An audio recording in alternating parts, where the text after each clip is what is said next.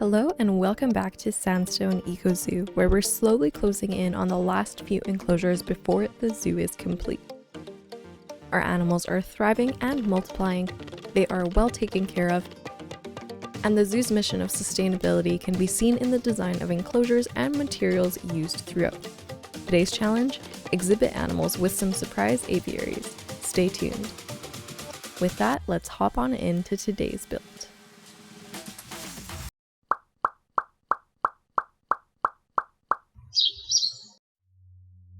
Good morning, or afternoon, or evening, whatever it may be for you. It is currently 6 a.m. on Sunday, about 2 hours before this video is supposed to go out, and this build took much longer than I anticipated, so here we are. This area across from the night house and next to the dingo habitat is what we'll be filling in today with 3 exhibit animals: the common death adder, the eastern brown snake, and the eastern blue-tongued lizard. If you've been following my Whispering Woods series, you will know that I've recently become obsessed with hiding the giant 4-meter tall facilities by sinking them into the ground and covering them in construction pieces. Though I've had this idea kicking around since I first started planning SEZ, when it finally came down to doing it this week, I just couldn't find the time. We're getting close to the end of the school year, thank goodness, and things are busy. Anyway, I am first carving out the terrain about 2 meters down, nothing too precise, and then bringing a path down here. It is unfortunately not accessible to all because it does have stairs on either end. I just couldn't make the space work with ramps, but you can get glimpses of the exhibits from the top. We could also potentially install some habitat cameras inside linked to video screens so that you can get a look at our reptiles without descending into this rocky canyon that they will call home by the end of the episode.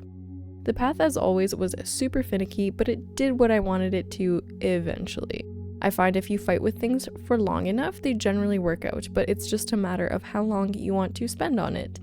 And then I set up my 3 exhibit boxes, leaving room on the edges for our aviaries. Once I was happy with the initial layout, it was time to bring our animals in to see the layout of each exhibit. Rotated a few of them to make sure we were getting the best view into each one. I believe 2 of them are very similar, so I have one with that rocky chasm parallel to the guests, and the other one so they can look into it.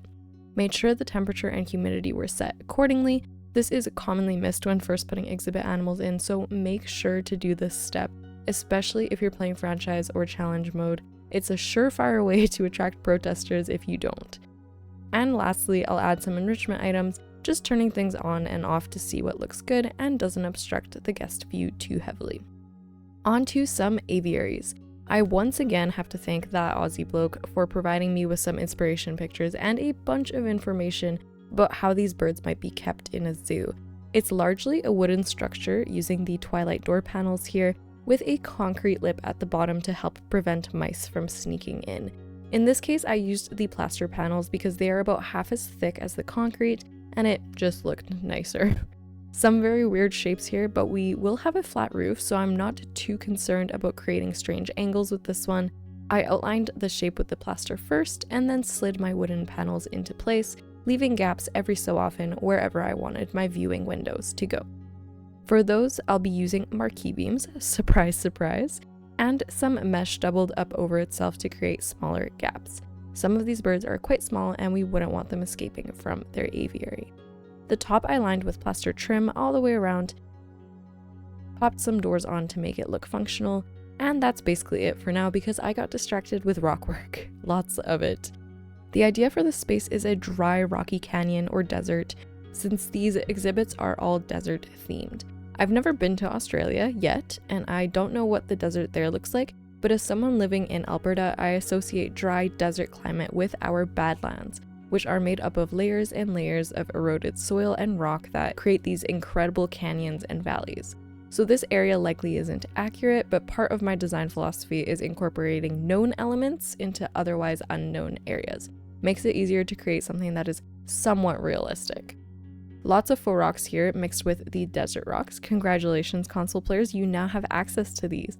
In fact, I think you now have access to pretty much everything I used in this video except for the blue-tongued lizard, some of the Oceanian foliage, a few backstage items, and the bird blueprints I'll be using. Let me know how you're liking the new to you aquatic and twilight packs in the comments. In the interest of time, once one part of the Rocky Canyon is complete, we can use some editing magic to complete the other side. And just like that, we're on to hiding our exhibit boxes. These things are so big and ugly, so many Planet Zoo creators have been hiding them recently, so I thought I would also try my hand at doing so. Now, you can tell they're the exhibit boxes because they are still 4x4 meter boxes for the most part, but I did my best to blend them into the rocks a bit and create a sort of wooden shell with a mulch roof on top. I'll outline the mulch with some plaster pieces so the exhibits use the same materials as the aviaries, much cheaper to buy materials in bulk, which we love for sustainability purposes, and what we do to one exhibit, we will obviously have to do to the others. Another small detail, a door on the side so that keepers can access the exhibit interior. Back to our aviaries. This will be a lot of rockwork and foliage, so while that happens, let me finally tell you what birds SEZ will be housing. In this first aviary, there will actually be 2 segments, one for finches and one for kookaburras. When I first started planning SEZ, I knew I had to have kookaburras because they are one of my favorite birds. I think they're so cute. My local zoo has them and I love visiting them.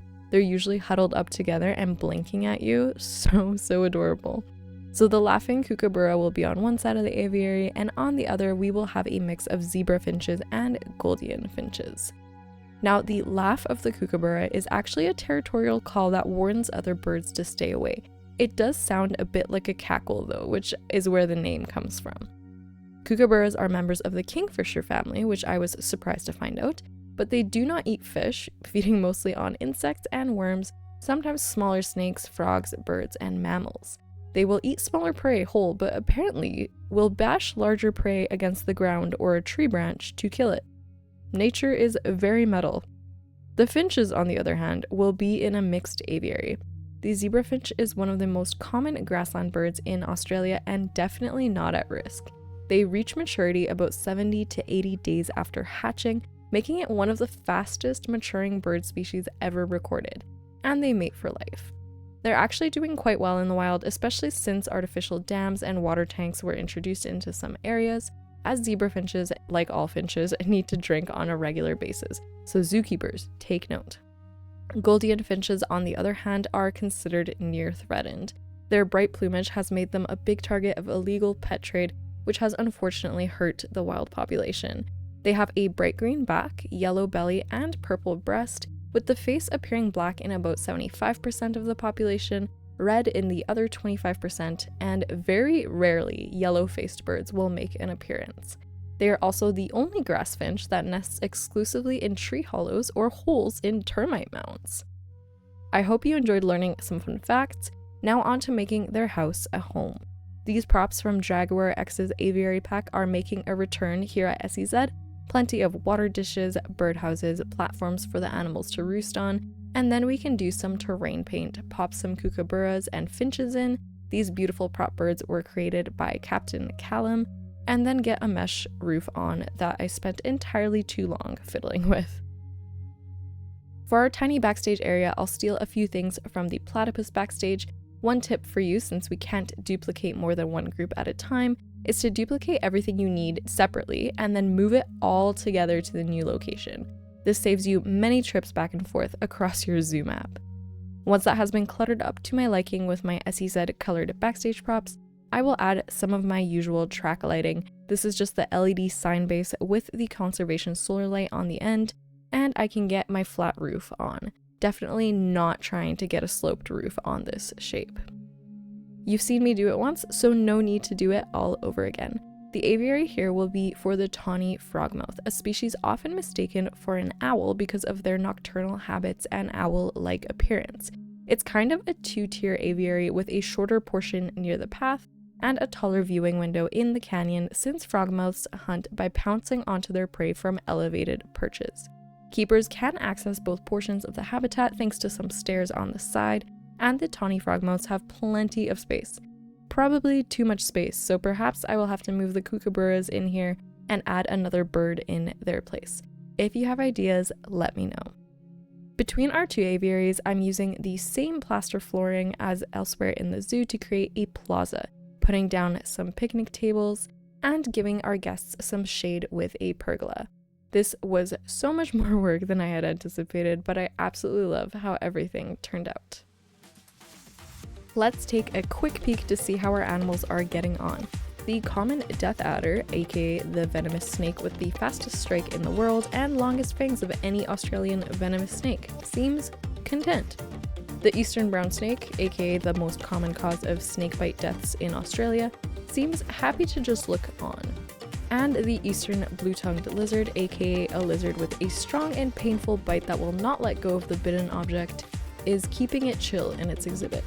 On second thought, I'm not so sure I want to see these animals for real in Australia. I would definitely travel to Australia for the birds though.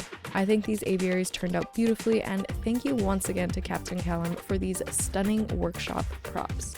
They're 3D and look great from every angle, so do make sure to check out his collections.